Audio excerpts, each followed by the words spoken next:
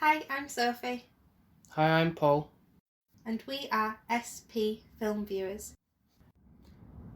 Apologies if the audio sounds a bit blustery because we've got in the midst of Storm Kira going on at the moment, so that's happening. And also I'm now down with a bit of a cough and a sniffle, so if I sound a bit out of it, then that's the reason why. So just bear with me on this. And today's film that Sophie hasn't seen is Lady Bird, a 2017 release and directed by Greta Gerwig. It's a very good movie. I enjoyed it and I wanted to see what Sophie thought of it, and I thought it might be something that she'd enjoy. So what were your thoughts on it, really? Well, initially, I know this sounds daft, when you just see the picture and you kind of said it was a relationship about basically a teenage girl and her mother. Yeah. I thought it was going to be kind of a bit of a bumpy relationship, but more of a kind of, in the end, the mum loves her child a lot. And I think she does, but she has a weird way of showing it. It's sort of the typical rebellious teen aspect of it. But so is the mum. She can be very, very harsh. She's not very loving. Just trying to do what's best by her daughter, really, I think. I guess, but in a tough love kind of way. So I think she had a very good relationship with her father. She seemed to have him wrapped around her little finger a little bit, and he was like the, you're in a parenthood kind of parentship, you have a good and a bad cop. Yeah. The mum was definitely the bad cop, and she had to deliver all the hard, stern lines. And the dad... Which she kind of pointed out quite often, stating the fact of that. Yeah. Throughout the film. And that she had to give the tough love because he wouldn't. And if anything, he would do anything for his daughter, even though it would kind of lead to him worrying a lot more about monetary issues. So within the film, you see a different kind of class standard. So you have a kind of your upper rich kind of living in these mansion houses, and then you've got Lady Bird, who's the main character, as she says, living on the wrong side of the tracks, which it's not in like a rubbish area, but compared to these houses that have got so much space and your perfect grass lawn and everything like that. American dream with a white picket fence. Yeah. Almost. And theirs is nothing like that at all. She strives so much for better in herself, but the way she goes about it sometimes is all wrong. I think it's obviously a typical teenage head of, oh, I need to do this, this and this will get me the quick fix of what I want. Yeah, it's almost like a world owes me something kind of mentality. Yeah, like she's... her actions are sometimes. Being so badly done to because she's been given a horrible life and the mum and dad are not rich enough, it feels sometimes. Like there's a bit of resentment there. So she lies a lot about where she's from. She's not proud of where she is from. They're not proud of her upbringing, no. No. So, altogether, in a nutshell, she's striving to get better herself and go to university in New York. Yeah. And she decides that she'll want to join a drama club to look good on her application. So one of the key components of the story is within the drama class, because she meets her, I don't know if it maybe is her first boyfriend. And he's so lovely. He's your typical rich boy, but lovely, would treat her with respect, is very kind and sweet, and I think she just falls quite deeply for him. Oh, as he does her, but we soon learn that it's not all as it seems. No, and she gets devastated because she finds him kissing another guy in toilets, and she feels like her whole world has crumbled because obviously this, I think it's called, I want to say it's Danny, the character's name is. Yeah. He lives in this dream house that she walks past. Well, his grandparents live in that house. Mm-hmm. And she actually gets to step into that house and she gets to step into that world. And I think she loved the idea of him and what he could bring, because there was a line where she does mention, oh, when his grandparents die, we just have to kill his mum and dad and his brothers, and then we can live in that dream house. Yeah, exaggerating to the extreme. Yeah, but always wanting to have that house and have that opportunity to be on the right side of the tracks. So obviously her world is crumbled into pieces like a teenage would react, and she storms off. Yeah, although it's not quite typical, oh, I saw him kissing another girl, this is different with the homosexuality. Which I quite like, because it's a different take, and as well, I don't think it's personally as hurtful. No, it's not his fault that he's that way. But... And it's not a case of there's something wrong with her, it's just she's not the right sex, really, that is, and she can't do anything really about that. No. So you can't take it as personal, whereas if it's another woman, it's like, oh, well, she's prettier than me, she's skinnier than me, you go through all those things. But she still does take it to heart quite a bit. And she ignores him as well, and I think that's quite a horrible way to treat him after everything he's done for her. And he's still a really good friend and cares for her. Yeah, in fact, he even comes to her at one point saying about how he needs to figure out how to tell his parents, which is still quite a relevant thing to this day as well. Yeah. And this was set just after 9/11 happened, so so still, as I say, relevant to this day, even for the fact of when this was set. Yeah, and it probably would have been even more challenging because it wouldn't have been as accepting. Yeah, and it's still as difficult for... It is, but obviously there is a lot more open-mindedness. To the whole, to that. Yeah, and the younger and younger generations will class it as a norm. So after this breakup, she seems to have spiraled even worse into ditching her best friend and trying to hang out with Miss Popular Plastic. Yeah, again trying to convince her that she lives in this high life and it's everything's... She even says she lives in that dream house, and there's one occasion where she does...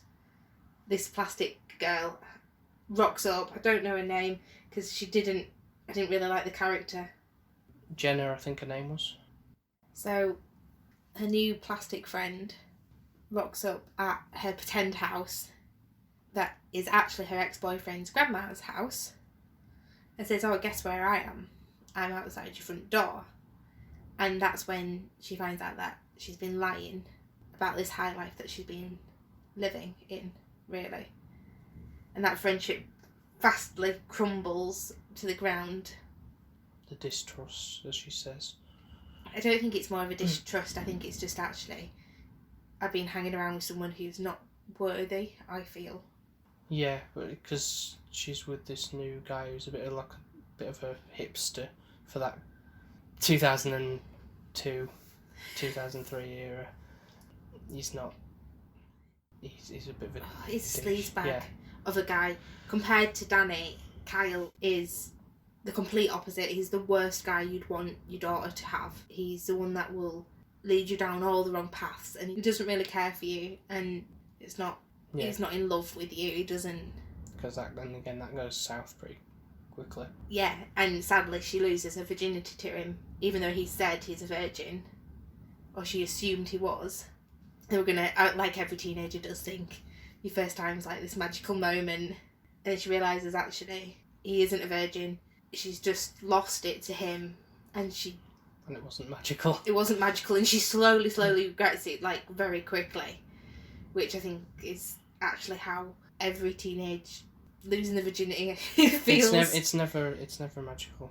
No, it's really not. It's actually, you kind of build it up to be this amazing moment that actually it's the most scariest moment in your entire life.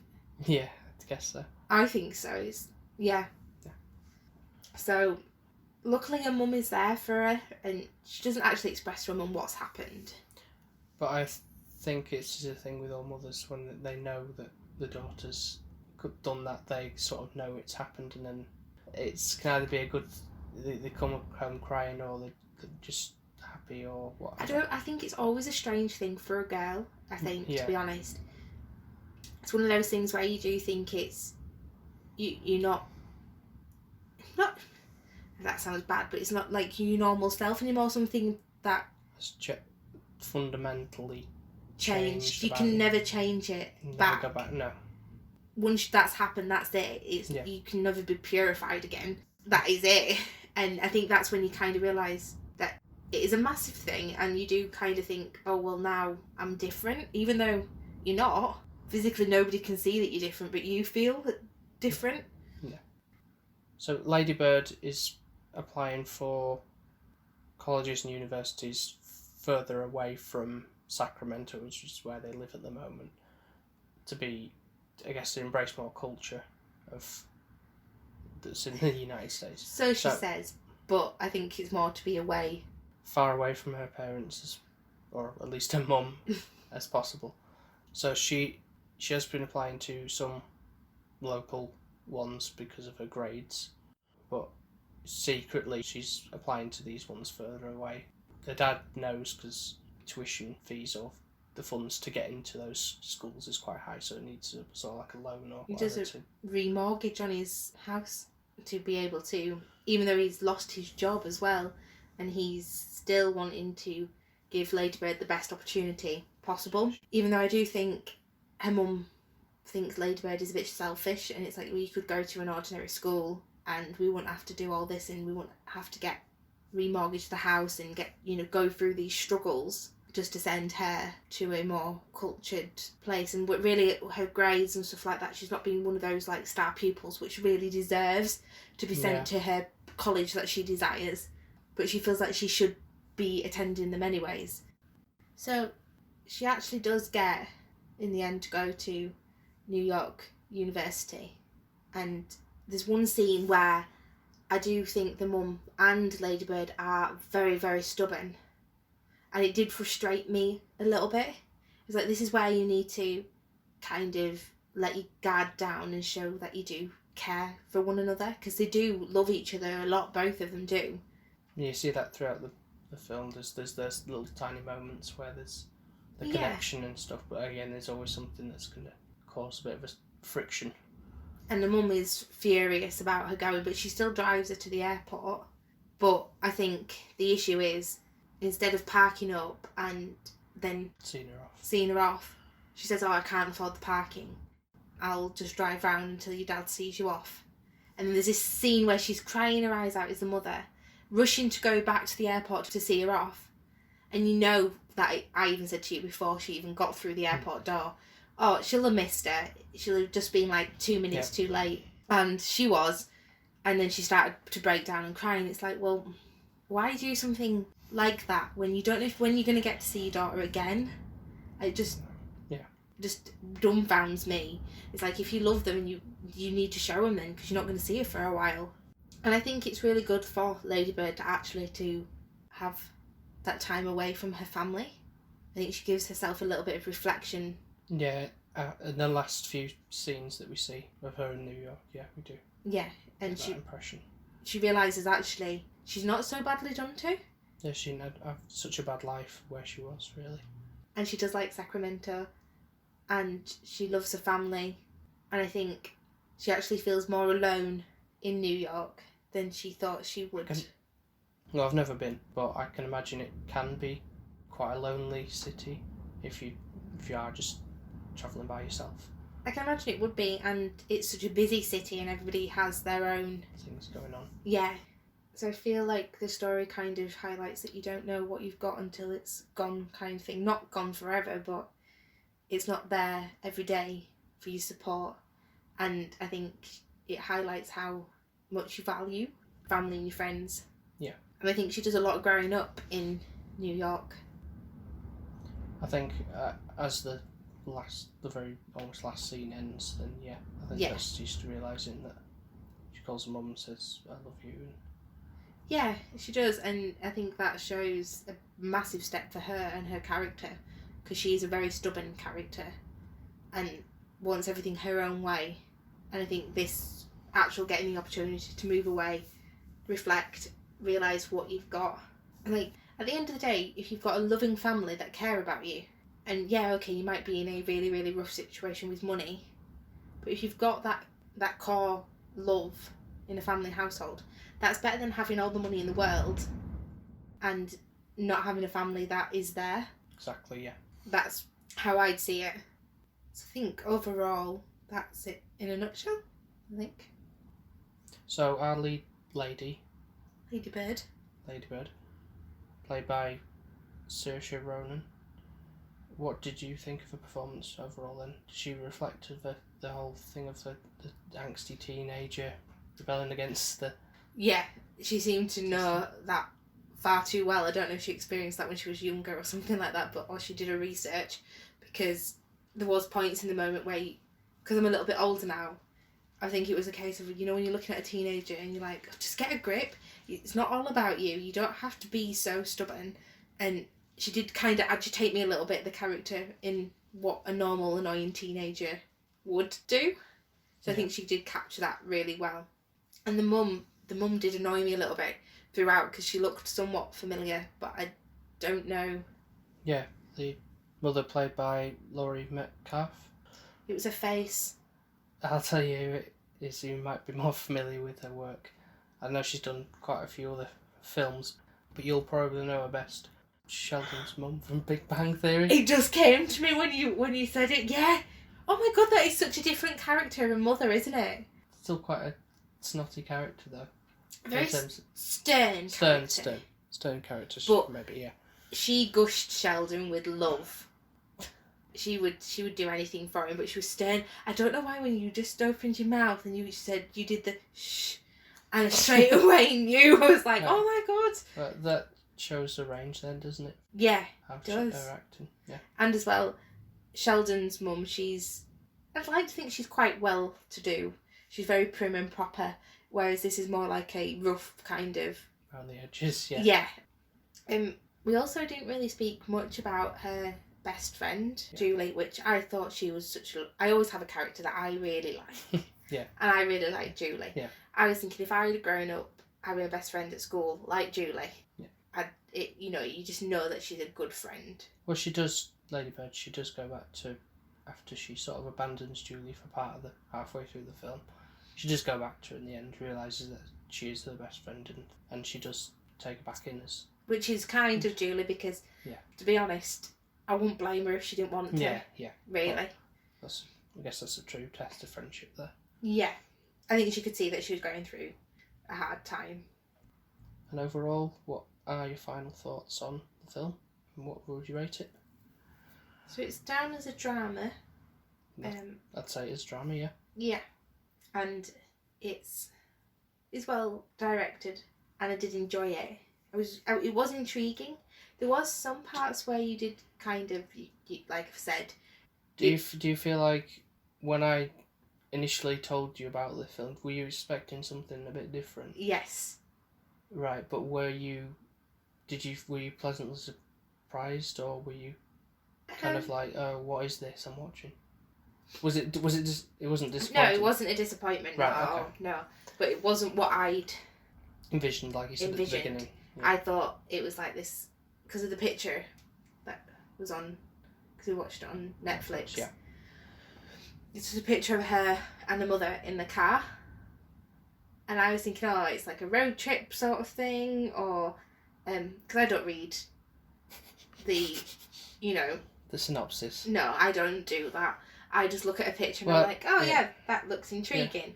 Yeah. I thought you'd get name. I thought you'd get something out of it, really, because it would be like a mother-daughter relationship film, and how you'd see them and how you'd react. Completely different to my mother and daughter relationship. I know that. I know. I think, not for comparison purposes, but I'm more thinking like because of it being. I think as well, maybe that's because of my relationship with my mum. There were certain aspects of the way that Ladybird did treat her mum. It did frustrate me and annoy me, because it's like, it's your mother. She's only wanting the best for you. At the end of the day, that's normally what all your parents want. And it's like, for her to be so stubborn towards her, and not even understanding the struggles that the parents are going through. Yeah. That bit, that not relating that your mum and dad are having a hard time struggling financially. I think that annoyed me, because it's like, well, you want in the world and they can't give you it. No. So with Ladybird, she was a really good actress, and the actress that did portray the character. But I think the character itself sometimes I did see very selfish, which is not a great trait. Right, okay. And I did think it was more like a kind of sweet film I was going to be kind of going into. Mm-hmm. Just from the picture and my made-up head. Yeah. That always takes things to nice places. So it wasn't what I expected it to be, but it wasn't a disappointment either. Okay. What would you rate it then? I probably would watch it again because I feel like there's probably some things I've missed. Yeah, well, like I say, to you when we watched it, I said I'd seen it fairly recently, but I enjoyed it so much I thought it'd be good to have it fresh in my mind and watch it with you again. Did you feel like when you rewatched it, that there was things that you missed previously? Yeah, a little bit. It's a small plot point that happens in the film, but I didn't twig first time that there was a part where she's walking with her friend Julie in the school area, and then Julie walks off, and then Lady Bird nips into the classroom real quick and takes that big folder with all the scores in and dumps it in the bin. Shortly after the fact, when the teacher says, "Oh, I've somehow lost all my scores," it's so that she could get a better score for her maths, which she's terrible at, so that she can get better grades to put on her application for the university, so she can get a better opportunity to get where she wants to be. Which is not the way to go about it. No. Because if they expect her to do maths in whatever opportunity she's got, then it's a bit screwed. But otherwise, it's just more just to enjoy it again, because I really enjoyed it the first time. No, I agree. It is, you probably would see other aspects of it, and it is a good watch. It does keep you on your toes. There is predictable parts, but there is bits where you're not sure. I didn't know that she was going to go down into a deeper spiral than she already was. I didn't foresee. Right, okay. That well, you were quite shocked in the initial start with the driver in the car, and then she just opens the door and like chucks herself out of the car. I'm like, just oh my god. Her mum, yeah. So dramatic, and I think sets the tone, doesn't it? Yeah, because I was like, well, in my head initially I was thinking of nice little road trip with her mum, and then she opens the car door, boom, and she's broken her arm. Yeah. But it has got that kind of tone all the way through. Yeah. And she's that kind of abrupt, brash, kind of moody teen. It's not your typical teenage film. No, there's a lot more substance. Yeah. To it, isn't there? And I'm trying to think of what score. Fairly rated. Yeah, because I did enjoy it, but there's probably other films out there that I would have more enjoyment from. Yeah. I feel like a 7 would be a reasonable score, or a 7.5. Okay. It's not anything to do with acting or anything like that. I think it's just more the character being a bit of a pain in the butt sometimes. And it's like, well, actually, it's a good moral behind it, and it's a good reasoning why she's like that, and the value behind the film it's all got a good purpose. But I think, as well, it's like, I couldn't bond with that character. Okay. I had more love for Julie, and she was like, I always do that, don't I? Do what's that? I love the side character more than I actually love the main character. It's happened now in a couple of instances. Yeah. Samwise from Lord of the Rings, yeah. Love him. So it happened in Ghostbusters with Ray. Yep. And it seems that it is normally the chubby side character. Right. That I seem to be, maybe that I seem to feel like I connect with more. Okay. And value. I don't know why. I think it's just because they are genuinely nice characters. Yeah. And I kind of, my heart gets pulled more toward them. Yeah. Okay. But I know it would be a boring film if you did just something about a really good guy. Yeah, exactly. So you need that. So we're going with a 7 grade. Yeah. What would you do? I'm feeling maybe on the middle ground of between 7 and 8, so 7.5. Okay. So you don't think I've harshly scored it then? No, of course not, no. Which 7 is a good score. I see anything below a 5 is a bad score. Yeah. So to me, 7 is a good score. I wouldn't rate it a 10, but it's not. No, it's not. No offense. It's not worth a 10. No. No. I don't even think I've done a film yet which I say is a 10. Maybe we need to strive for that. Okay. Don't know what that would be, but I guess we'll find out down the line. But because I know ones that you know that I rate quite highly. Have I seen them? You've seen one of them. Jurassic Parks. That's right. Thinking, oh God, if I get this wrong. The other one we'll get to at some other point down the line, but... What is it? You have to wait and see, won't you? What if I don't like it? Are you going to tell me you liked it before? Yeah, of course. Okay. Anyway. Phew. So, 7.5 for me, and 7 for you. Yeah, I'd say so. Did you enjoy it though? Oh good, that's the main thing. I do like this, that we're kind of doing it on we seem to do it on a Sunday night where we watch a film and you kind of give me a couple of choices. Yeah. And it goes on the pictures and then... I know this shouldn't always go on the pictures, but I thought this would be a nice... And the title name, I did like it because I was intrigued. I think as well the title itself, Ladybird, took me to kind of a false illusion a little bit because it is such a nice title. She shouldn't be a ladybird. I don't know as to... I tried to look it up. I don't know where the true origin of that particular name came from, why she called herself it. And it's never really explained in the film. But I think I read it somewhere about the sort of based on like a... I don't know if you know the nursery rhyme? Ladybird, fly away home. No. No? Don't know that one. It sounds like you're going to be saying, bake me a cake as fast as I can. That's what got in my head when you said that.